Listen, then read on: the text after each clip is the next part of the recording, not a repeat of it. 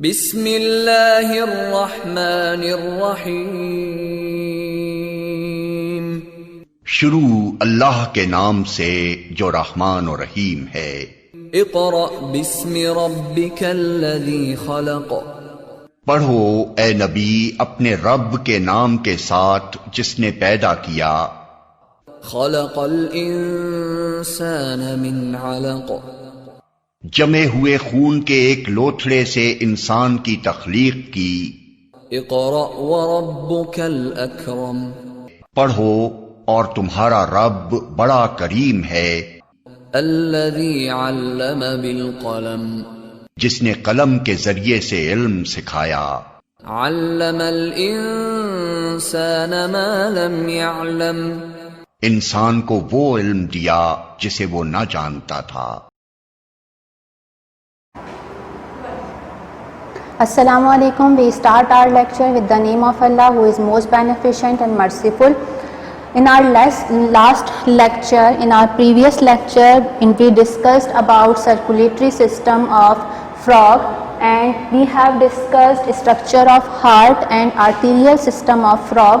Now, what are arteries and veins? There are 3 types of blood vessels. 3 तरह की blood vessels होती हैं: arteries, veins and capillaries.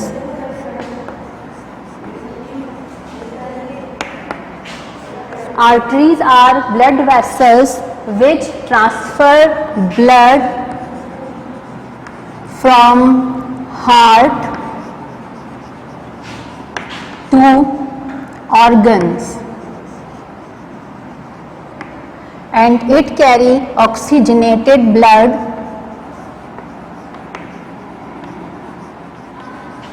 except pulmonary artery.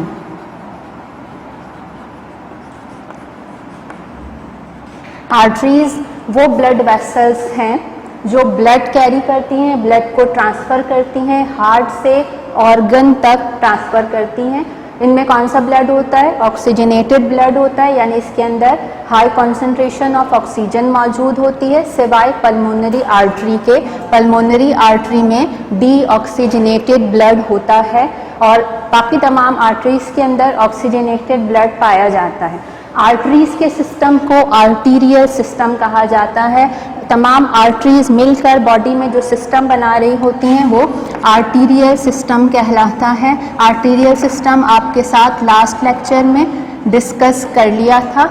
Now veins are blood vessels which bring blood back from organ to heart. ये कहाँ से लेकर आ रही होती हैं? ऑर्गन से हार्ट तक ब्लड को वापस लेकर आ रही होती हैं। कौन सी ब्लड वेसल्स? वेन्स जो हैं वो ऑर्गन से वापस ब्लड लेकर आती हैं हार्ट तक, और इसमें कौन सा ब्लड होता है? डीऑक्सीजनेटेड ब्लड होता है। Veins carry deoxygenated blood. Deoxygenated blood क्या होता है? जिसके अंदर कार्बन डाइऑक्साइड की कॉन्सेंट्रेशन ज़्यादा होती है। एक्सेप्ट पल्मोनरी वेन के, पल्मोनरी वेन के अलावा तमाम वेन्स के अंदर डीऑक्सीजनेटेड ब्लड होता है। पल्मोनरी वेन के अंदर ऑक्सीजनेटेड ब्लड मौजूद होता है, and the system of veins is called as venous system. Okay, जितनी भी वेन्स मौजूद हैं बॉडी के अंदर, उन तमाम वेन्स से एक सिस्टम बन रहा है, एक प्रॉपर सिस्टम मौजूद है। उस सिस्टम को हम कहते हैं वीनस सिस्टम। अब इस वीनस सिस्टम के अंदर क्या मौजूद हो, क्या इसके अंदर आती हैं? वेन्स आती हैं। और वेन्स कहाँ पर ब्लड लेकर आ रही हैं? हार्ट के अंदर ब्लड लेकर आती हैं। कहाँ से लेकर आती हैं? ऑर्गन से ब्लड कलेक्ट करती हैं।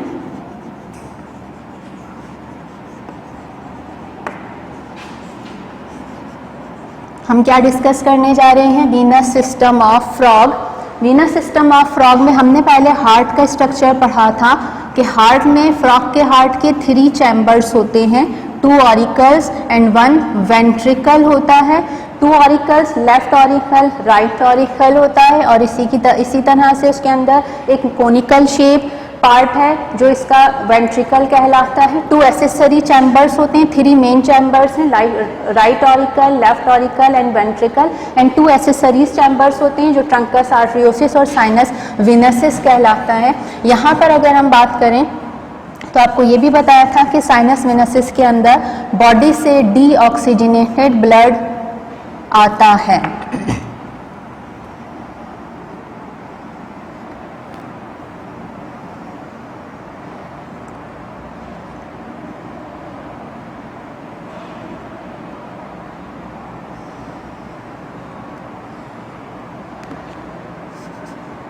ये हार्ट है,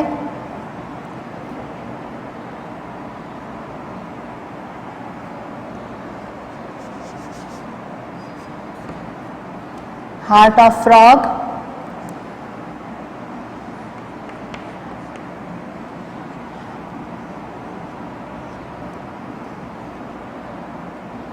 this is heart of frog. इस फ्रॉग में लेफ्ट ऑरिकल, राइट ऑरिकल है, ये वेंट्रिकल है और ये एक्सेसरी चैम्बर है जो साइनस विनसिस कहलाता है।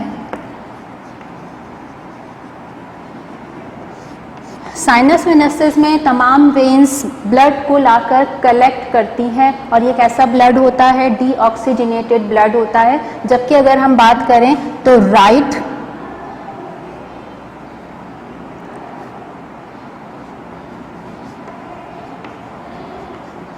पल्मोनरी वेन कहाँ से ब्लड कैरी करती है, ये राइट लंग से ब्लड को कैरी करती है, लंग से ब्लड लेती है ये पल्मोनरी वेन। और पल्मोनरी वेन लंग से ब्लड लेने के बाद ऑक्सीजनेटेड ब्लड यानी जिसमें ऑक्सीजन मौजूद है उस ब्लड को कहाँ लेकर आती है, लेफ्ट ऑरिकल के अंदर लेकर आती है। पल्मोनरी वेन लंग से ब्लड कैरी करती है, लंग से ब्लड कैरी करती है। कौन सा ब्लड होता है ये, ऑक्सीजनेटेड ब्लड होता है और कहाँ लेकर आती है ये, लेफ्ट ऑरिकल के अंदर लेकर आती है। पल्मोनरी वेन के अंदर ऑक्सीजनेटेड ब्लड होता है और पल्मोनरी आर्टरी के अंदर डीऑक्सीजनेटेड ब्लड होता है। वैसे वेन्स के अंदर डीऑक्सीजनेटेड ब्लड पाया जाता है लेकिन पल्मोनरी वेन के अंदर ऑक्सीजनेटेड ब्लड होता है क्योंकि ये ब्लड कहाँ से लेकर आ रही होती है, लंग से लेकर आती है और लंग्स के अंदर ऑक्सीजन की कॉन्सेंट्रेशन ज़्यादा होती है। अब ये लेफ्ट ऑरिकल के अंदर तो ऑक्सीजनेटेड ब्लड आ गया है, लंग से आया है, किसके थ्रू आया है, पल्मोनरी वेन के थ्रू आया है। अब बाकी जो बॉडी के पार्ट्स हैं, जो फ्रॉग का पोर्शन बॉडी पार्ट्स है जो कि एंटीरियर और वेंटीरियर लेटरल पार्ट होता है, इसका अगला और पिछला हिस्सा होता है।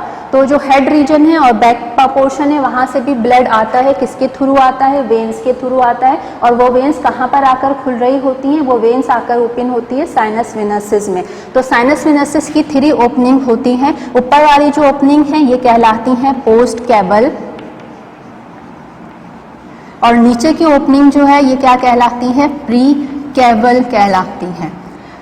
ऊपर की जो ये 2 पोस्ट कैवल हैं, राइट और लेफ्ट पोस्ट कैवल हैं, ये कहाँ से ब्लड कैरी करती है, जो उसका अपर रीजन है, हेड, आईज, टंग, जो बक्कल कैविटी है और जो इसके नॉस्ट्रिल्स हैं, ये जो अपर रीजन है वहाँ से तमाम वेन्स ब्लड कैरी करके लाती हैं। राइट साइड की जितनी भी वेन्स हैं वो कहाँ आती हैं, राइट प्री कैवल में आती हैं और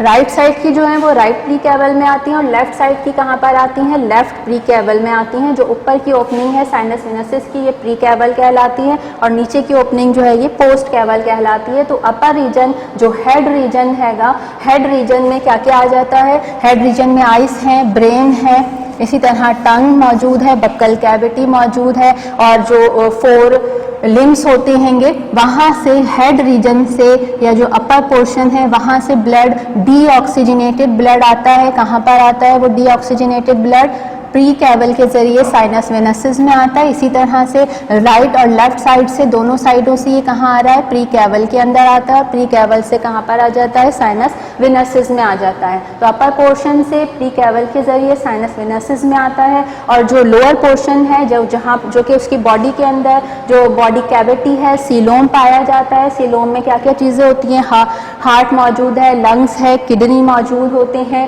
और रिप्रोडक्टिव ऑर्गन मौजूद होते हैं, डाइजेस्टिव सिस्टम पूरा मौजूद है। तो इन तमाम ऑर्गन से और हाइंड लिम्ब से ब्लड, डीऑक्सीजनेटेड ब्लड कहाँ पर आता है? पोस्ट कैबल के अंदर आता है, और फिर पोस्ट कैबल से कहाँ पर एंटर हो जाता है? ये साइनस वेनसेस में एंटर हो जाता है। ठीक है, तो यहाँ पर जो वीनस सिस्टम है, वीनस सिस्टम में वेन्स ब्लड कलेक्ट कर रही हैं। कहाँ से कलेक्ट करती हैं? ऑर्गन से कलेक्ट करके कहाँ पर लेकर आती हैं? हार्ट में लेकर आती हैं। तो प्री कैबल किसको कलेक्ट कर रहा है? उन वेन्स को जो कि इसके अपर रीजन में होती हैं, और जो लोअर पोर्शन से आ रही हैं वो सारी वेन्स कहाँ पर आती हैं? पोस्ट कैबल के अंदर ब्लड लेकर आती हैं। अब अगर हम बात करें वेन्स की, तो यहाँ पर बहुत सी वेन्स ऐसी हैं जो कि डायरेक्ट ब्लड को हार्ट में लेकर नहीं आती। वैसे हम क्या कह रहे हैं कि वेन्स वो ब्लड वेसल्स होती हैं जो ब्लड को ऑर्गन से लेके हार्ट तक आती हैं, लेकिन कुछ वेन्स ऐसी हैं जो ब्लड को डायरेक्ट हार्ट में लेकर नहीं आती। जैसे कि अगर हम बात करें तो एब्डोमिनल कैविटी है आपकी, यहाँ पर फ्रॉग की जो एब्डोमिनल कैविटी होती है, इसके अंदर जो डाइजेस्टिव सिस्टम से आ रही हैं वेन्स, और जो इसके हाइंड लिम्ब से वेन्स आती हैं,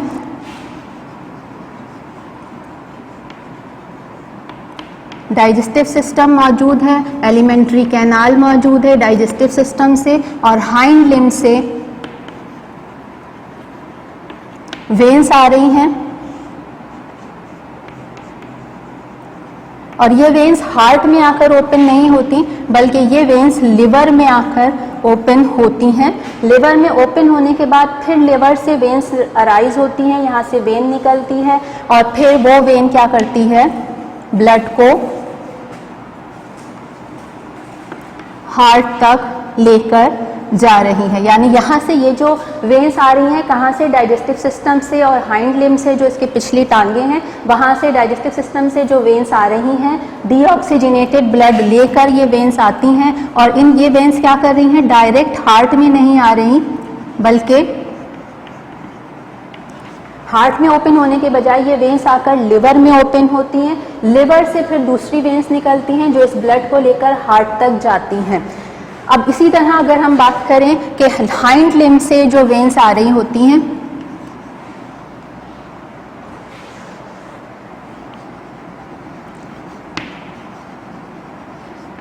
हाइंड लिम्ब से, उसके पिछले पैरों से कुछ वेन्स ऐसी हैं जो कि ब्लड को लेकर हार्ट में नहीं जाती, बल्कि उसको कहाँ लेकर आती हैं? किडनी के अंदर लेकर आती हैं। ब्लड को पहले वो किडनी में लाती हैं, किडनी से फिर वेन्स निकलती हैं, और फिर वो वेन्स क्या करती हैं? ब्लड को हार्ट तक लेकर जाती हैं। तो ये जो वेन्स हैं जो ब्लड को ऑर्गन से लेकर ऑर्गन में ट्रांसफ़र कर रही हैं, हार्ट तक नहीं पहुंचा रही हैं, इन वेन्स को हम पोर्टल वेन्स कहते हैं।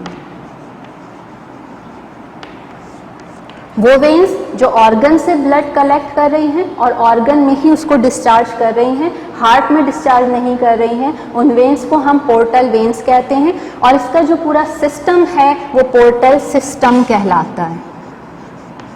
पोर्टल वेन्स के सिस्टम को हम पोर्टल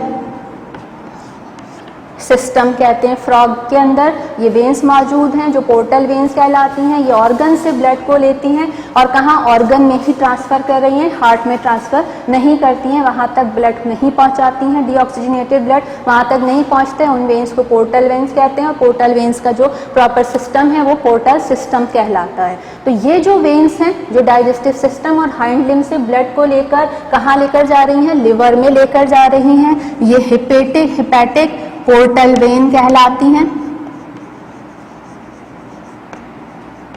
इन वेन्स को हिपैटिक पोर्टल वेन्स कहा जाता है। और जबकि ये वेन्स जो हाइंड लिम्ब से ब्लड को लेकर किडनी में लेकर आ रही हैं, ब्लड को कहाँ पर डिस्चार्ज करती हैं? किडनी में। इन्हें हम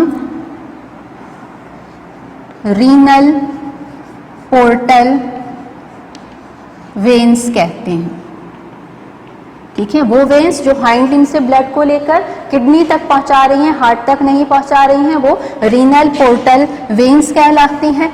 अब हिपैटिक पोर्टल वेन्स के सिस्टम को हम क्या कहेंगे? हिपैटिक पोर्टल सिस्टम कहेंगे। और रीनल पोर्टल वेन्स के सिस्टम को क्या कहा जाएगा? रीनल पोर्टल सिस्टम कहा जाएगा। तो वेन्स आपको पता चले, वेन्स क्या होती हैं? वो ब्लड वेसल्स जो ब्लड को ऑर्गन से हार्ट तक पहुंचाती हैं, उन्हें हम वेन्स कहते हैं। वेन्स के सिस्टम को वीनस सिस्टम कहा जाता है। फ्रॉग के अंदर इस तरह की वेन्स हैं जो कि ऑर्गन से ब्लड को लेकर ऑर्गन में ही डिस्चार्ज करती हैं, उन्हें हम पोर्टल वेन्स कहते हैं। पोर्टल वेन्स के सिस्टम को पोर्टल सिस्टम कहा जाता है। और वो वेन्स जो डाइजेस्टिव सिस्टम और हाइंड लिम्ब से ब्लड को लेके पहले लिवर में पहुंचाती हैं, फिर लिवर से आगे हार्ट तक वो ब्लड जाता है। इन वेन्स को हम हेपेटिक पोर्टल वेन्स कहते हैं और इसके सिस्टम को हेपेटिक पोर्टल सिस्टम कहा जाता है।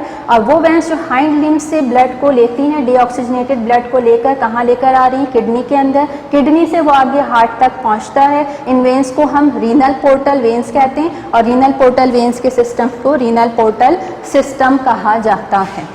Okay, now let's move towards next system which is excretory system. Excretion क्या होता है? Removal of metabolic waste product from the body is called as excretion, and the set of organs which involved in the process of excretion is called as excretory system.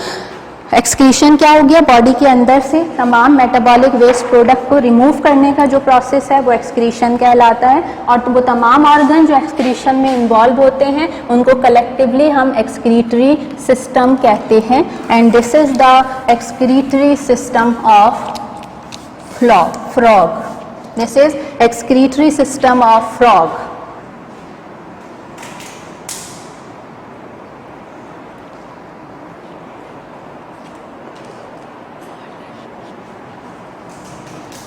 Okay, this is excretory system of frog. Excretory system में जो main organ है वो है kidney. Frog के अंदर क्या मौजूद होते हैं? 2 रेडिश ब्राउन कलर के किडनीज मौजूद होते हैं। किडनी किस शेप के होते हैं? बीन शेप के किडनी होते हैं। कलर इसका क्या होता है? रेडिश ब्राउन होता है। कितनी किडनी मौजूद हैं? 2 किडनी मौजूद होते हैं और ये किडनी इसकी डॉर्सल सरफेस के साथ अटैच्ड होते हैं, डॉर्सल सरफेस की तरफ मौजूद होते हैं। ये 2 किडनी, एक किडनी ये रहा और एक किडनी ये रहा। ये किडनी किस शेप के होते हैं? बीन शेप के किडनी मौजूद है, रेडिश ब्राउन कलर के। तो एक्सक्रीटरी सिस्टम के मेन ऑर्गन क्या है? किडनी है। 2 किडनी मौजूद होते हैं। किडनी के साथ, हर किडनी के साथ एक ट्यूब अराइज होती है और ये ट्यूब जाकर ओपन होती है क्लोएका के अंदर। इस ट्यूब को हम कहते हैं यूरेटर। हर किडनी से, ये किडनी है, किडनी से ट्यूब अराइज हो रही है, ये ट्यूब निकल रही है और ये ट्यूब क्या कहलाती है? यूरेटर कहलाती है। ये यूरेटर ब्लड को कहाँ पर लेकर आती है? ये यूरेटर ब्लड को क्लोएका में, यूरेटर यूरिन को लेकर आ रही है और कहाँ पे लेकर आती है? ये क्लोएका के अंदर लेकर आती है। किडनी का फंक्शन क्या होता है? किडनी यूरिन फॉर्म करता है और यूरिन फॉर्म होने के बाद कहाँ पर आता है? इस यूरेटर के अंदर आता है। यूरेटर एक ट्यूब है जो किडनी से स्टार्ट होती है, क्लोएका पर एंड होती है और ये यूरिन को कहाँ लेकर आता है? क्लोएका में लेकर आता है। और फिर क्लोएका से ये क्लोएका है और फिर ये क्लोएकल ओपनिंग है। क्लोएका से ये क्लोएकल ओपनिंग के जरिए रिलीज हो जाता है। ये रिलीज भी हो सकता है आउटसाइड द बॉडी और ये भी हो सकता है कि ये जो ब्लैडर है ये ब्लैडर के अंदर स्टोर हो जाए और स्टोर होने के बाद फिर ये क्लोएकल ओपनिंग के जरिए रिलीज हो जाए, बॉडी से बाहर रिलीज हो जाए। ये यूरिनरी ब्लैडर है।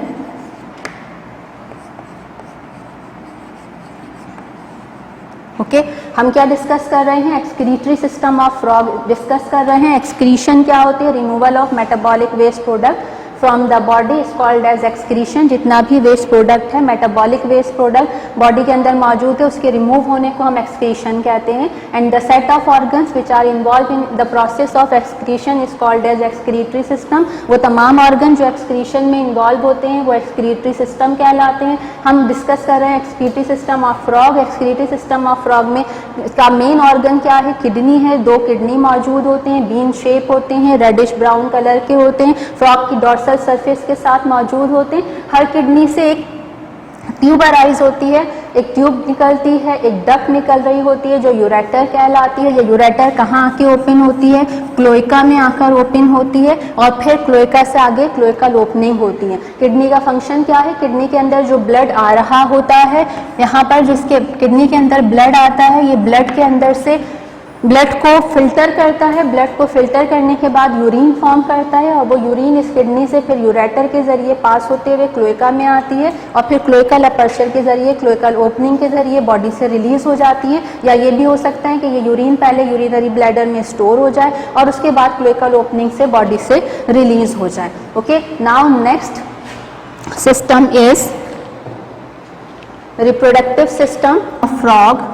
हम रिप्रोडक्टिव सिस्टम डिस्कस करेंगे। फ्रॉग का रिप्रोडक्शन क्या होती है? The production of new babies by the parents. Parents के जरिए से जो नए बेबीज फॉर्म हो रहे होते हैं उस प्रोसेस को हम रिप्रोडक्शन कहते हैं। वो तमाम ऑर्गन जो रिप्रोडक्शन के प्रोसेस में इन्वॉल्व होते हैं उनको हम रिप्रोडक्टिव सिस्टम कहते हैं। मेल एंड फीमेल फ्रॉग अलग अलग होता है। मेल फ्रॉग के अंदर मेल रिप्रोडक्टिव सिस्टम होता है और फीमेल फ्रॉग के अंदर फीमेल रिप्रोडक्टिव सिस्टम होता है। पहले हम यहाँ पर मेल रिप्रोडक्टिव सिस्टम डिस्कस कर लेते हैं। इसी एक्सक्रीटरी सिस्टम के साथ ही उसका रिप्रोडक्टिव सिस्टम भी मौजूद होता है। तो पहले हम क्या डिस्कस करेंगे? Male reproductive system.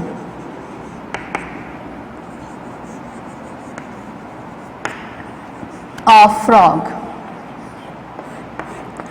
Male reproductive system यहाँ पर क्या है? जो रिप्रोडक्टिव ऑर्गन है इसको हम गोनेड्स भी कहते हैं। तो जो रिप्रोडक्टिव ऑर्गन है यानी गोनेड जो यहाँ पर पाया जाता है वो टेस्टिस होता है। मेल के अंदर जो रिप्रोडक्टिव ऑर्गन है वो क्या कहलाता है? टेस्टिस कहलाता है। और ये टेस्टिस, दो टेस्टिस होते हैं जो हर किडनी के साथ इसके किडनी के नियर मौजूद होते हैं। हर किडनी के नियर एक एक टेस्टिस मौजूद होता है, राइट साइड पर भी और लेफ्ट साइड पर भी। तो जो गोनेड्स हैं, रिप्रोडक्टिव ऑर्गन है, वो क्या होते हैं? टेस्टिस होते हैं।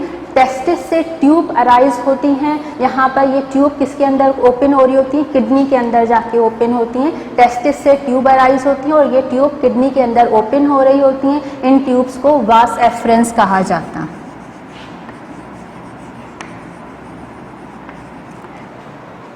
ये वास एफरेंस कहलाती हैं। अब यहाँ पर जो चीज़ है वो क्या है? डक्ट है, जिसे अभी मैंने यूरेटर बताया था कि यूरेटर किडनी से अराइज होती है, क्लोएका में ओपन होती है। ये यूरेटर क्या करती है? ये यूरेटर रिप्रोडक्टिव सेल्स को भी पास कर रही होती है और यूरिन को भी पास करती है। अब यहाँ पे जो रिप्रोडक्टिव सेल्स बनते हैं, टेस्टिस से जो रिप्रोडक्टिव सेल्स बनते हैं वो स्पर्म्स कहलाते हैं।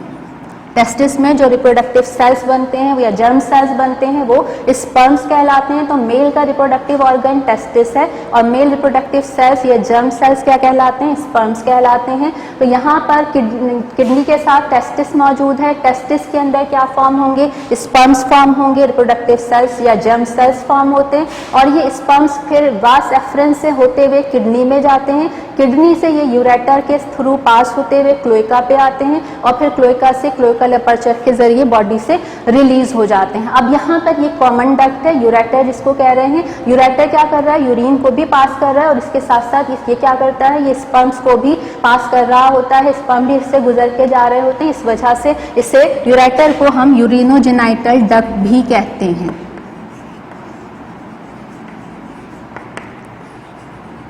ओके, ये यूरिनोजेनाइटल डक्ट भी कहलाती है क्योंकि ये यूरिन को भी पास कर रही है और साथ साथ ये जो रिप्रोडक्टिव सेल्स हैं या जर्म सेल्स हैं स्पर्म को भी पास करती है और ये क्लोएका तक जाते हैं। क्लोएका से क्लोएकल अपर्चर या क्लोएकल ओपनिंग के जरिए बॉडी से रिलीज हो जाते हैं। तो मेल रिप्रोडक्टिव सिस्टम किसके अंदर मौजूद होगा? मेल फ्रॉग के अंदर होगा। इसके गोनेड्स या मेल रिप्रोडक्टिव ऑर्गन जो है, मेन ऑर्गन वो टेस्टिस है। टेस्टिस से जो सेल बनते हैं वो स्पर्म्स कहलाते हैं। ये स्पर्म्स वास एफरेंस के जरिए किडनी में जाते हैं। किडनी से यूरिनोजेनाइटल डक्ट अराइज हो रही है, उसके जरिए ये कहाँ पर पहुँचते हैं? क्लोएका में पहुँचते हैं और फिर क्लोएका से ओपनिंग के जरिए बॉडी से बाहर रिलीज हो जाते हैं। ठीक है, क्लोएकल ओपनिंग के जरिए ये बाहर चले जाते हैं, बॉडी से रिलीज हो जाते हैं। तो ये यहाँ पर ये जो डायग्राम है इसमें रिप्रोडक्टिव सिस्टम भी मौजूद है और एक्सक्रीटरी सिस्टम भी मौजूद है, दोनों एक साथ मौजूद हैं। आप किडनी का सिस्टम लेंगे, kidney, ureter, cloaca, cloacal opening है, आप एक्सक्रीशन बना देंगे और इसके साथ ही आप टेस्टिस को जब लेकर डिस्कस करेंगे, testis, urinogenital duct, cloaca, cloacal aperture, तो ये रिप्रोडक्टिव सिस्टम हो जाएगा। अभी आपको बताया कि ये यूरिनोजेनाइटल डक्ट कहलाती है, यूरेटर को हम यूरिनोजेनाइटल डक्ट भी कहते हैं। तो इसी तरह से रिप्रोडक्टिव सिस्टम को यूरिनोजेनाइटल सिस्टम भी कहा जाता है। अगर आपके पास क्वेश्चन आता है कि यूरिनोजेनाइटल सिस्टम की डायग्राम ड्रॉ करें तो आप ये मेल रिप्रोडक्टिव सिस्टम की डायग्राम ड्रॉ करेंगे। पोर्टर सिस्टम जो भी आपको पढ़ाया था, पोर्टर सिस्टम का क्वेश्चन आप अगर 5 ईयर को टेस्ट करें तो 2013 और 14 में मौजूद है। इसी तरह आप मेल रिप्रोडक्टिव सिस्टम की डायग्राम देखें, डायग्राम ड्रॉ करने के लिए आई हुई है, तो ये 2014 में आपको इसका क्वेश्चन मिल जाएगा। 2014 के क्वेश्चन में आप देखें कि शॉर्ट क्वेश्चन में डायग्राम ड्रॉ करने के लिए आई हुई है male reproductive system of frog, और अगर वहाँ यूरिनोजेनिटल सिस्टम ऑफ फ्रॉग लिखा हो तो आप भी अंडरस्टैंड कर लेंगे कि मेल रिप्रोडक्टिव सिस्टम को यूरिनोजेनिटल सिस्टम भी कहा जाता है, क्योंकि यहाँ पे जो कॉमन डक्ट है जिसे हम यूरिनोजेनिटल डक्ट कह रहे हैं, क्योंकि ये यूरिन को भी पास करती है और इसी तरह से ये स्पर्म्स को भी पास करती है। मेल रिप्रोडक्टिव सिस्टम के बाद है female reproductive system. Female reproductive system किस में पाया जाएगा? फीमेल फ्रॉग के अंदर मौजूद होगा female reproductive system.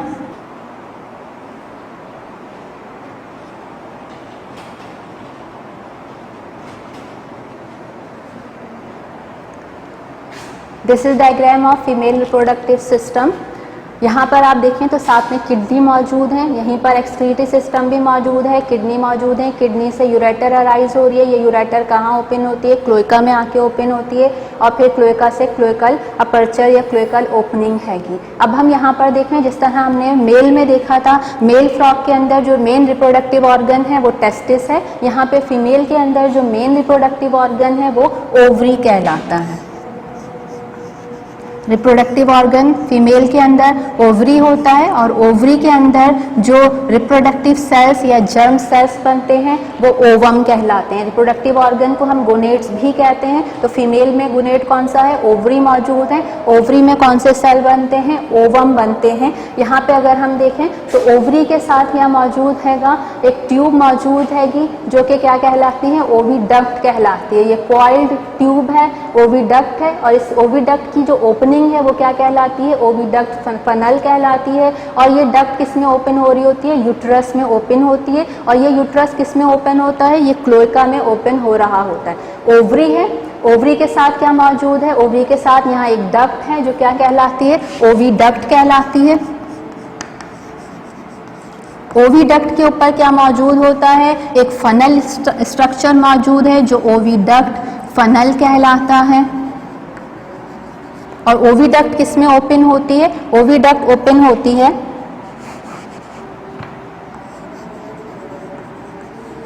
Oviduct open होती है यूट्रस के अंदर।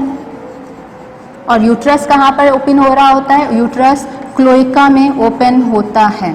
ये तमाम ऑर्गन्स हैं जो मिलकर फीमेल रिप्रोडक्टिव सिस्टम बना रहे होते हैं। ऑर्गन कौन कौन से हो गए? ओवरी, ओविडक्ट, ओविडक्ट की ओपनिंग फनल कहलाएगी, और ये किस में ओपन होती है? यूट्रस में। और यूट्रस के बाद क्या मौजूद है? क्लोएका मौजूद होता है।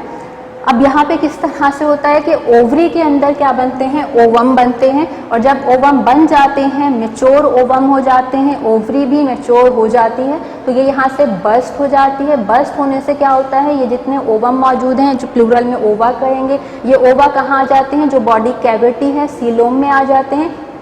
सीलोम में आने के बाद यहाँ पे फ्लूइड मौजूद होता है, उस फ्लूइड से फ्लोट करते हुए तैरते हुए ये कहाँ पे आते हैं? ओविडक्ट फनल में। ओविडक्ट फनल से कहाँ जाएगा? ये ओविडक्ट में। ओविडक्ट से होता हुआ ये कहाँ जाता है? यूट्रस में। और यूट्रस से फिर क्लोएका और क्लोएकल अपर्चर के जरिए बॉडी से रिलीज हो जाता है। ओके, तो this is female reproductive system. इससे पहले हमने डिस्कस किया male reproductive system. Male reproductive system का मेन ऑर्गन था टेस्टिस, उसके सेल क्या कहला रहे थे? स्पर्म कहला रहे थे। यहाँ फीमेल के अंदर मेन ऑर्गन क्या है? ओवरी, और इसके सेल क्या कहलाते हैं? ओवम कहलाते हैं, जो कि ओवम पहले ओवरी से बाहर रिलीज होते हैं, फिर ओविडक्ट फनल से होते हुए ओविडक्ट में जाते हैं, उसके बाद यूट्रस में जाते हैं, और यूट्रस से फिर क्लोएका के जरिए बॉडी से रिलीज हो जाते हैं। ओके, यहाँ पर भी female excretory and reproductive system दोनों डायग्राम साथ में ड्रॉ हुई हुई है। नेक्स्ट हमारा टॉपिक है नर्वस सिस्टम। और नर्वस सिस्टम क्या होता है? हमारी बॉडी के अंदर एक सिस्टम मौजूद है जो बॉडी की तमाम एक्टिविटीज़ को कंट्रोल करता है। इसी तरह फ्रॉग के अंदर भी एक सिस्टम है जो कि फ्रॉग के अंदर होने वाले तमाम फंक्शन को, तमाम एक्टिविटीज़ को कंट्रोल कर रहा होता है, और वो सिस्टम कहलाता है नर्वस सिस्टम। नर्वस सिस्टम के जो मेन ऑर्गन है वो ब्रेन और स्पाइनल कॉर्ड है।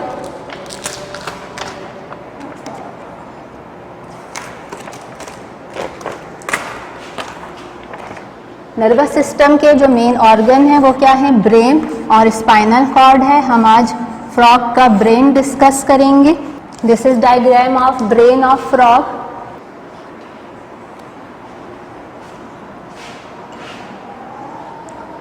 ब्रेन का इंटीरियर पार्ट जो है, जो अगला हिस्सा है, वो क्या कहलाता है, ऑल्फैक्टरी लोब कहलाता है।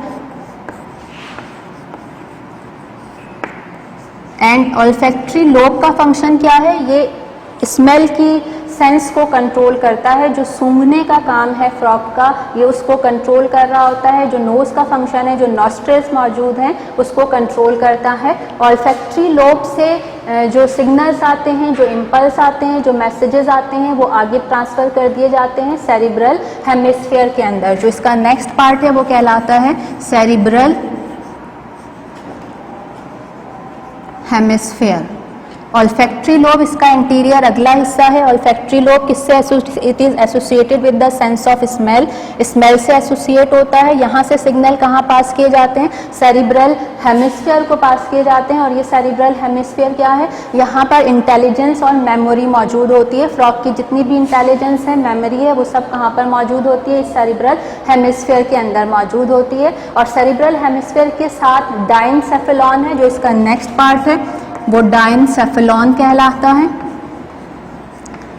डाइनसेफेलॉन में तमाम इम्पल्सेस यहाँ आ रहे होते हैं, चाहे एक्सटर्नल है, बॉडी के बाहर से इम्पल्स आ रहे हैं, या बॉडी के अंदर से जितने भी मैसेजेस आ रहे होते हैं, वो सब कहाँ पे आते हैं, डाइनसेफेलॉन पर आते हैं। और डाइनसेफेलॉन के अगर आप यहाँ पाइनियल बॉडी है, इसके पीछे पिट्यूटरी ग्लैंड होता है। डाइनसेफेलॉन क्या करता है, यहाँ पर पिट्यूटरी ग्लैंड से हार्मोन की सिक्रीशन को कंट्रोल कर रहा होता है। तो यहाँ पे सबसे पहले ऑल्फैक्टरी लोब है। ऑल्फैक्टरी लोब क्या करता है, सेंस ऑफ स्मेल को एसोसिएट करता है, उसको कंट्रोल करता है। उसके बाद सेरिब्रल हेमिस्फीयर्स मौजूद हैं, यहाँ पे इंटेलिजेंस और मेमोरी मौजूद होती है। इसके साथ डाइनसेफेलॉन है। डाइनसेफेलॉन तमाम इम्पल्सेस को रिसीव करता है, तमाम मैसेजेस को रिसीव करता है, चाहे वो एक्सटर्नल हो या इंटरनल हो, बॉडी के बाहर से आ रहे हो या बॉडी के अंदर से आ रहे हो। और इसके साथ साथ ये पिट्यूटरी ग्लैंड के हार्मोन की सिक्रीशन को भी कंट्रोल करता है। साथ में क्या मौजूद है, दो ऑप्टिक लोब मौजूद होते हैं। और नाम से जाहिर है, ऑप्टिक लोब क्या करते हैं, आई के फंक्शन को कंट्रोल करते हैं। ये विजन के फंक्शन को कंट्रोल करते हैं, जो देखने वाला काम है उसको कंट्रोल कर रहे होते हैं। और इसके साथ क्या मौजूद होता है, यहाँ पे सेरिबेलम होता है, और सेरिबेलम के नीचे मेडुला ऑब्लोंगेटा मौजूद होता है। सेरिबेलम क्या करता है, और मेडुला ऑब्लोंगेटा दोनों बॉडी मूवमेंट को कंट्रोल करते हैं। Cerebellum and medulla oblongata.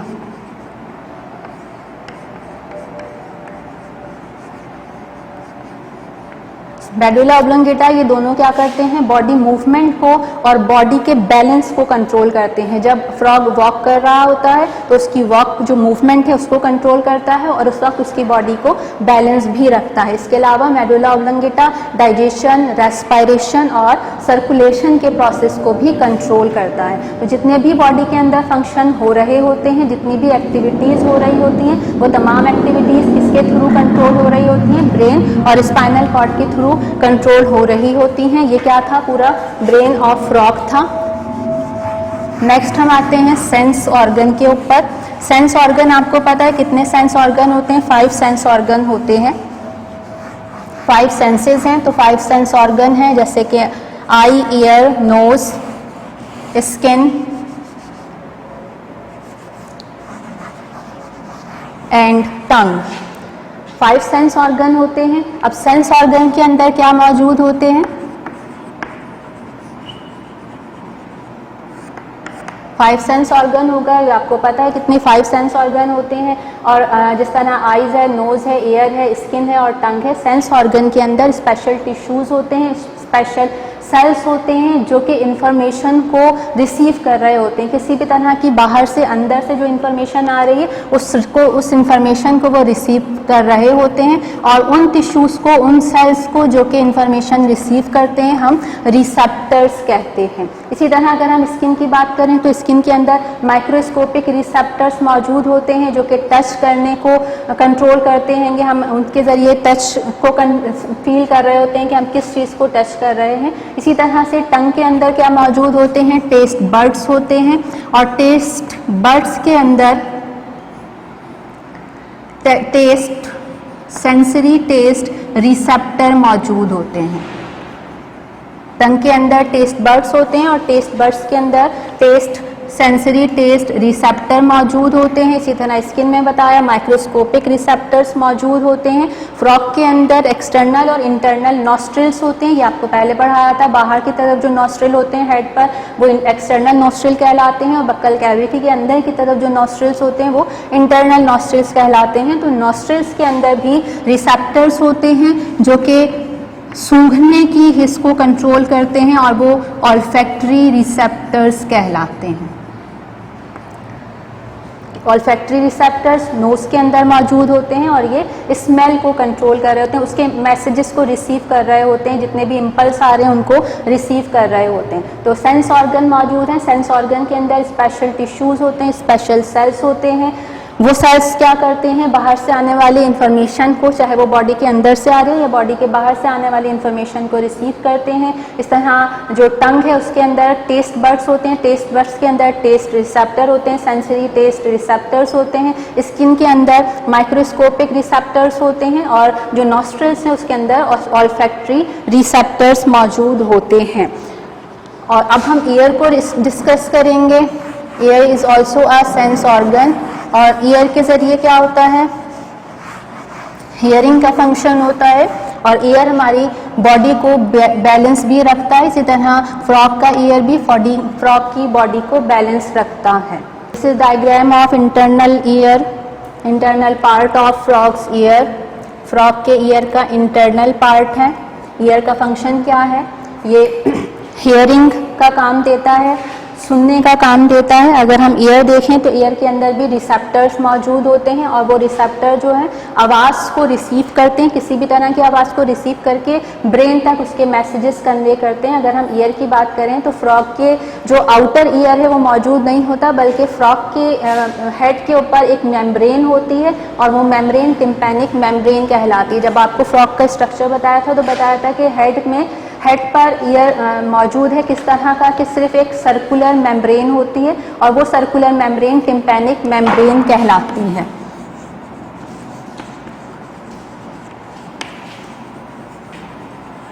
Outer ear मौजूद नहीं होता फ्रॉग में सिर्फ मेम्ब्रेन होती है जो टिम्पैनिक मेम्ब्रेन कहलाती है। अगर हम इनर पार्ट देखें, टिम्पैनिक मेम्ब्रेन के साथ यहाँ पर 3 रॉड लाइक स्मॉल बोन्स मौजूद होती हैं और ये बोन्स ऑसिकल्स कहलाती हैं।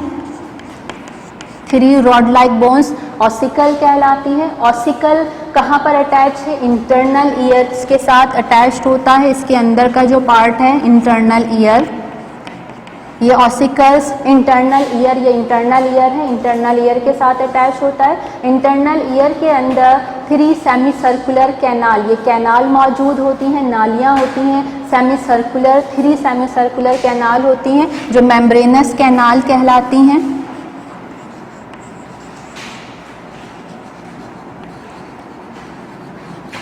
और ये 3 सेमी सर्कुलर कैनाल के बाद क्या मौजूद होता है, यहाँ पर नर्व होती है जो मैसेज लेकर ब्रेन तक जा रही होती है। अब किस तरह से हियरिंग का प्रोसेस होता है, जब कोई भी बाहर से आवाज़ आती है, वॉइस आती है, कोई भी साउंड आता है तो वो टिम्पैनिक मेम्ब्रेन से उसकी जो वेव्स हैं वो आकर टिम्पैनिक मेम्ब्रेन से टकराती हैं। उसकी लहरें, वेव्स जो आ रही हैं, अब साउंड की भी वेव्स होती हैं, साउंड की वेव्स आके किससे टकराती हैं, बाहर जो मेम्ब्रेन है, एक्सटर्नल एयर मौजूद नहीं है बल्कि सिर्फ मेम्ब्रेन है जो टिम्पैनिक मेम्ब्रेन कहलाता है। उस मेम्ब्रेन से जब ये टकराती है, मेम्ब्रेन के अंदर वाइब्रेशन स्टार्ट होती है। मेम्ब्रेन के साथ ही ये 3 स्मॉल रॉड लाइक बोन्स मौजूद हैं जो ऑसिकल कहलाती हैं। वाइब्रेशन टिम्पैनिक मेम्ब्रेन से पास होते हुए कहाँ जाती है, इन बोन्स के अंदर। बोन्स वाइब्रेट होती हैं तो बोन्स किससे अटैच हैं, इंटरनल ईयर से अटैच हैं और इंटरनल ईयर वाइब्रेट होता है तो वाइब्रेशन कहाँ जाती है, मेम्ब्रेनस कैनाल के ऊपर। मेम्ब्रेनस कैनाल के अंदर फ्लूइड मौजूद है और यहाँ पर रिसेप्टर्स मौजूद होते हैं जो हियरिंग रिसेप्टर्स कहलाते हैं।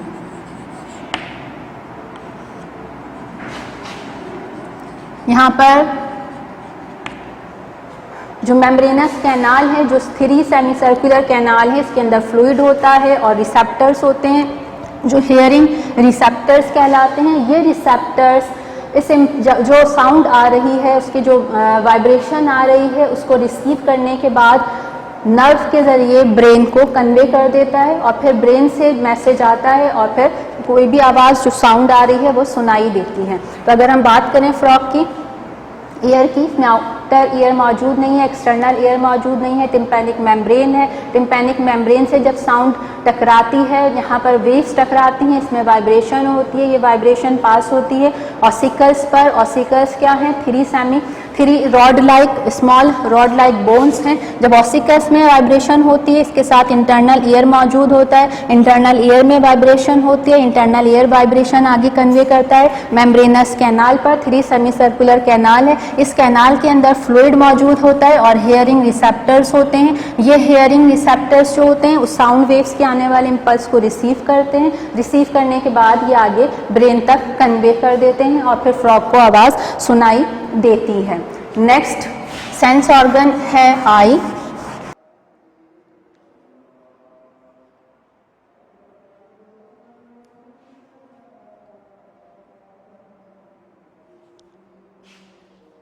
आई of frog, this is diagram of eye of frog. Eye से क्या किया जाता है? देखने का काम होता है, यहाँ पर विजन का काम होता है। फ्रॉग की आई की बात करें तो फ्रॉग की आई में 3 लेयर्स होती हैं। ये आपको डिफरेंट कलर की लेयर्स नज़र आ रही हैं, आउटर लेयर, मिडिल लेयर और इनर लेयर। 3 लेयर्स होती हैं। इसकी जो आउटर लेयर है वो स्क्लेरोटिक कहलाती है। आउटर लेयर स्क्लेरोटिक कहलाती है और ये हार्ड लेयर होती है जो कि आई को प्रोटेक्शन देती है। इसकी सेकेंड लेयर कॉर्वाइड कहलाती है, जो यहाँ आपको पिंक कलर की नज़र आ रही है। Second layer of eye is called as choroid. यहाँ पर ब्लड वेसल्स मौजूद होती हैं। जो सेकेंड लेयर है इसके अंदर ब्लड वेसल्स मौजूद होती हैं, यहाँ ब्लड सप्लाई हो रहा होता है। और ये जो थर्ड लेयर है लाइनिंग वाली, इस थर्ड लेयर को रेटिना कहा जाता है। और रेटिना जो है वो सेंसरी लेयर है। It is sensory layer of eye. Frog की आई के 3 लेयर्स होते हैं, outer sclerotic, middle choroid and inner retina. Sclerotic outer layer है, हार्ड होती है, आई को प्रोटेक्शन प्रोवाइड करती है। कॉर्वाइड मिडिल लेयर है, यहाँ पर ब्लड सप्लाई होती है, यहाँ ब्लड वेसल्स मौजूद होती हैं। इनर जो लेयर है वो रेटिना कहलाती है, ये सेंसरी लेयर है, यहाँ पर इमेज फॉर्मेशन होती है और रिसेप्टर्स भी यहाँ पर मौजूद होते हैं, इसीलिए हम इसे सेंसरी लेयर कह रहे हैं। और यहाँ जो रिसेप्टर्स होते हैं वो फोटो रिसेप्टर्स कहलाते हैं। रेटिना में जो रिसेप्टर्स मौजूद होते हैं वो फोटो रिसेप्टर्स कहलाते हैं। और ये फोटो रिसेप्टर्स क्या करते हैं? इमेज यहाँ बनती है, उस मैसेज को यहाँ ऑप्टिक नर्व है, नर्व के जरिए ब्रेन तक पहुँचा देती है। 3 लेयर्स हो गई। 3 लेयर्स के अलावा आप देखें आई के अंदर क्या मौजूद है? लेंस मौजूद होता है। लेंस के थ्रू क्या बन रही होती है? किसी भी चीज़ की, ऑब्जेक्ट की इमेज बनती है। कहाँ पे बनती है? रेटिना पर फॉर्म हो रही होती है। लेंस के जो सामने का पोर्शन होता है ट्रांसपेरेंट होता है, बिल्कुल ट्रांसपेरेंट, ताकि इसके अंदर से लाइट इजीली पास हो सके। और लेंस किसके थ्रू अटैच्ड होता है? यहाँ पे मसल्स होते हैं, ये देखें इस साइड के मसल्स हैं, ये आइरस कहलाते हैं। और यहाँ जो आइरस के बीच में गैप आ रहा है, जो विंडो बन रही है, दोनों तरफ के आइरस के बीच में जो विंडो बनती है, जो डिस्टेंस आता है, वो प्यूपिल कहलाता है। आइरस के बीच में जो विंडो बनती है वो प्यूपिल कहलाता है। यहाँ पे लेंस और कॉर्निया के बीच में भी फ्लूइड मौजूद होता है, जो वाटरी फ्लूइड होता है। और इसके अलावा लेंस और रेटिना के बिटवीन भी यहाँ पर फ्लूइड होता है, ये जेली लाइक फ्लूइड होता है। ये तो हो गया इसका structure, internal structure of eye of frog. अब किस तरह से फंक्शन होता है देखने का, कि जब लाइट रेज किसी ऑब्जेक्ट पर पड़ती हैं, जो रोशनी की रेस पड़ रही हैं, लाइट की रेस जब ऑब्जेक्ट पे पड़ती हैं तो वो ऑब्जेक्ट से होती हुई वो रेस कहाँ? कॉर्निया से होती हुई लेंस तक जाती हैं। लेंस उसकी इमेज रेटिना पे फॉर्म करता है। रेटिना में क्या मौजूद है? फोटो रिसेप्टर्स होते हैं। ये रिसेप्टर्स उसको डिटेक्ट करते हैं। इसके बाद ये मैसेज ऑप्टिक नर्व निकल रही होती है, ऑप्टिक नर्व के जरिए ब्रेन तक पहुंचा दी जाती है और फिर ब्रेन से रिप्लाई आता है और वो चीज़ नज़र आती है। Now this is all about second chapter which is structural organization of life. आज चैप्टर नंबर 2 कंप्लीट हो गया है। आपके कंटेंट में फर्स्ट सेमेस्टर मिड टर्म के कंटेंट में चैप्टर नंबर 1 और चैप्टर नंबर 2 इंक्लूड था। आपका content first semester mid term का कंटेंट कंप्लीट हो गया है आज। Note down your diary. Your homework, your home task, your diary is complete your copy work.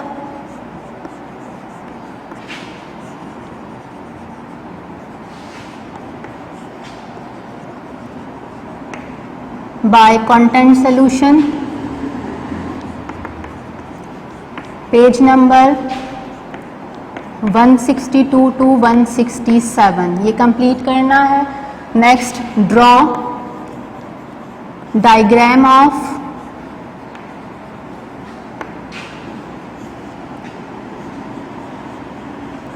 Mail and female reproductive system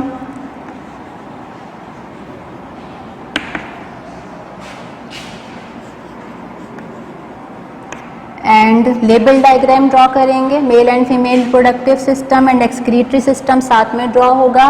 brain की diagram draw करेंगे, ear की diagram draw करेंगे और फ्रॉग आई की डायग्राम, लेबल्ड डायग्राम ड्रॉ करनी है आपको. And memorise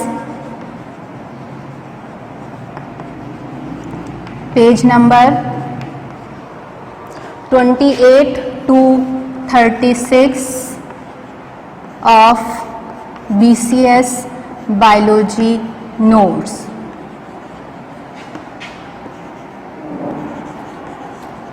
okay, आपको याद करना है पेज नंबर 28 से 36 BCS बायोलॉजी नोट्स आपके पास मौजूद हैं, उसके आप ये याद कर लेंगे. This is your homework, note down your homework. अब आपको कंप्लीट करना है अपना इंडेक्स कंप्लीट करेंगे. और इंडेक्स आपको किस तरह कंप्लीट करना है, सबसे पहले तो आपने वहाँ पर मेंशन किया हुआ होगा first semester mid term has been started session 2020 and 21. आपने इसको लिखा, उसके बाद आप डेट वाइज मेंटेन करेंगे.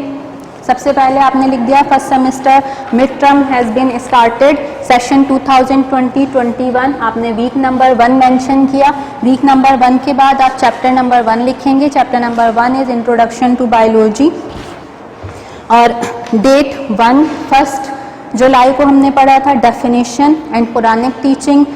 2 जुलाई को branches of biology and biology and other sciences discuss किया था. 3 जुलाई को बायोलॉजिकल मेथड डिस्कस किया था. इस तरह से आप अपना इंडेक्स मेंटेन करते जाएंगे. वीक नंबर 2 में 6 जुलाई को Muslims and other biologist.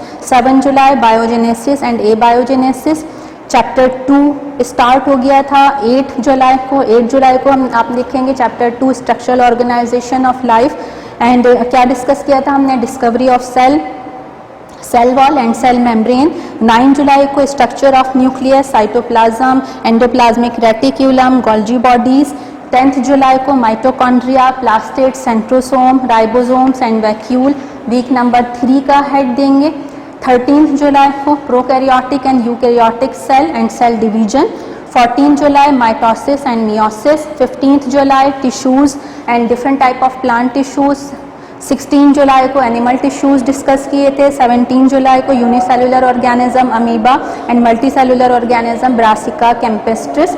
Week number 4 का हेड देंगे. 20 जुलाई को transverse section of brassica root. 21 जुलाई को transverse section of brassica stem. 22 जुलाई को transverse section of brassica leaf.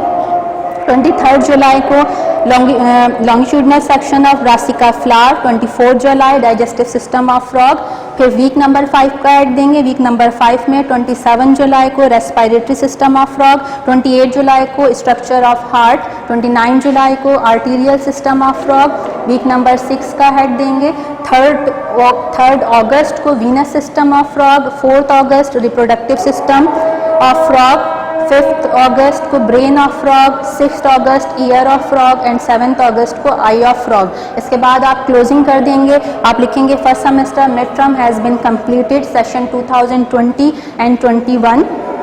इस तरह आपको अपना इंडेक्स मेंटेन करना है. कॉपी वर्क कंप्लीट करने के बाद आप टाइटल बनाएंगे first semester mid term has been completed session 2020 and 21.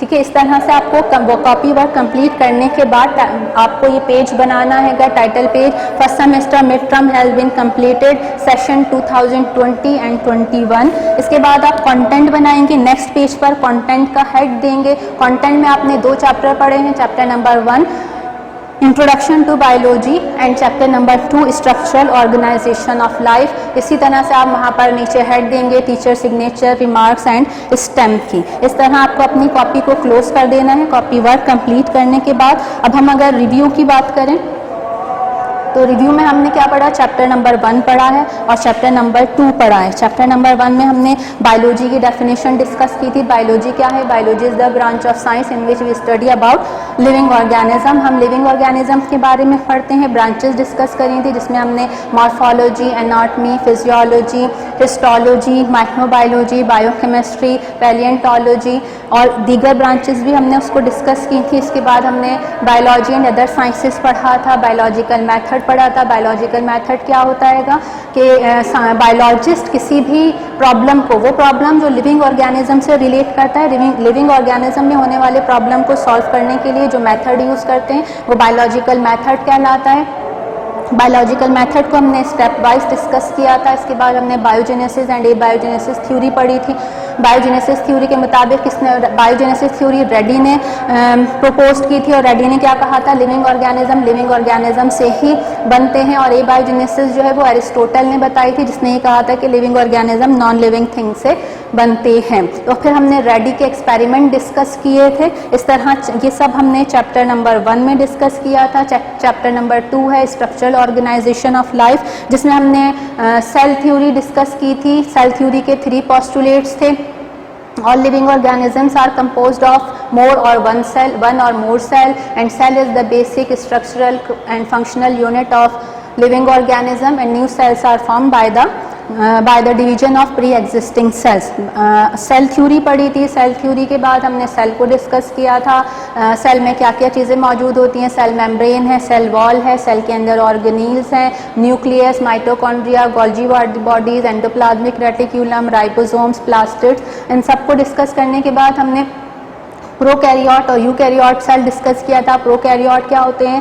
वो सेल जिनके अंदर हमारे पास प्री मैच्योर न्यूक्लियस मौजूद है, वो न्यूक्लियस है जिसके बाहर न्यूक्लियर मेम्ब्रेन मौजूद नहीं होती है। वो सेल जिनके अंदर न्यूक्लियस के बाहर न्यूक्लियर मेम्ब्रेन मौजूद नहीं होती उन्हें हम प्रोकैरियोटिक सेल कहते हैं। और वो सेल जिनमें न्यूक्लियस के बाहर न्यूक्लियर मेम्ब्रेन मौजूद होती है वो यूकैरियोटिक सेल कहलाते हैं। प्रोकैरियोटिक सेल और यूकैरियोटिक सेल का डिफरेंस डिस्कस किया था। इसके अलावा हमने क्या करा था कि प्रोकैरियोटिक यूकैरियोटिक के बाद सेल डिवीजन पढ़ी थी कि सेल डिवाइड होता है, मियोसिस और माइटोसिस डिस्कस किया था। माइटोसिस सेल की वो डिवीजन है जिसमें एक सेल डिवाइड होता है और एक सेल डिवाइड होकर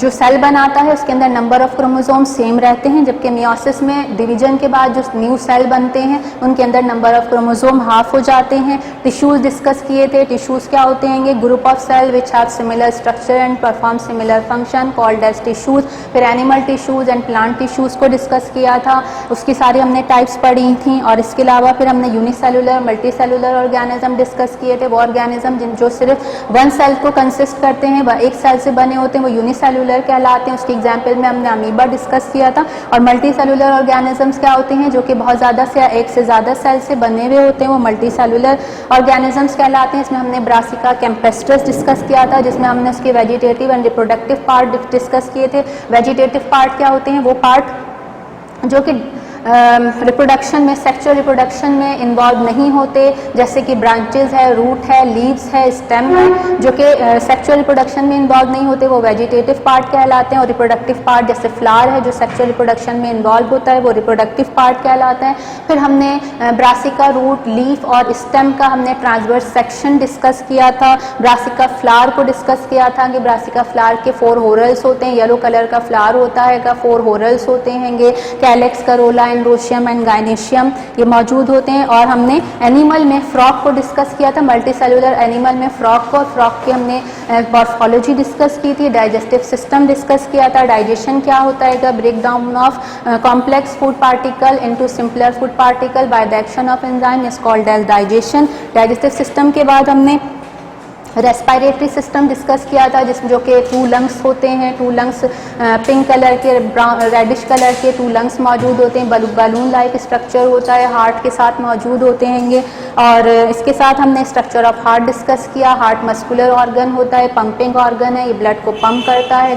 हार्ट में कंटिन्यूसली कॉन्ट्रैक्शन और रिलैक्सेशन होती है, ये कॉन्ट्रैक्शन और रिलैक्सेशन उसकी हार्ट बीट कहलाती है। और फ्रॉग हार्ट के 3 मेन चैम्बर्स हैं, right auricle, left auricle and ventricle, और 2 एसेसरी चैम्बर्स होते हैं, truncus arteriosus and sinus venosus. इसके साथ हमने आर्टीरियल सिस्टम डिस्कस किया था। आर्टीरियल सिस्टम में 3 मेन आर्टरीज होती हैं, carotid arteries, pulmocutaneous arteries and systemic artery. Carotid arteries जो है वो अपर रीजन को, हेड रीजन को ब्लड सप्लाई करती है। पल्मोक्यूटेनियस आर्टरी जो है वो स्किन को और लंग्स को ब्लड सप्लाई करती है। और इसी तरह सिस्टेमिक आर्टरी हार्ट से नीचे आके डॉर्सल एओर्टा बनाती है, और जिसके लोअर पोर्शन है, हाइंड लिम्ब है, उसको डाइजेस्टिव सिस्टम है, गोनेड्स मौजूद हैं, किडनी मौजूद है, इन तमाम ऑर्गन को ब्लड सप्लाई करती है। और आज हमने venous system, portal system discuss किया, reproductive system, excretory system discuss किया, ब्रेन डिस्कस किया, ईयर और आई डिस्कस किया। ये पूरा आपका हो गया है content first semester mid term का। कॉपी वर्क कंप्लीट हो जाना चाहिए, मेमोराइजेशन कंप्लीट हो जाना चाहिए, सारी डायग्राम आप ड्रॉ कर लेंगे। और in next video we will discuss about content of first semester final term. अब जो नेक्स्ट वीडियो होगी उसमें हम फर्स्ट सेमेस्टर फाइनल टर्म का कंटेंट डिस्कस करेंगे and we will start chapter number 3। अल्लाह हाफिज़।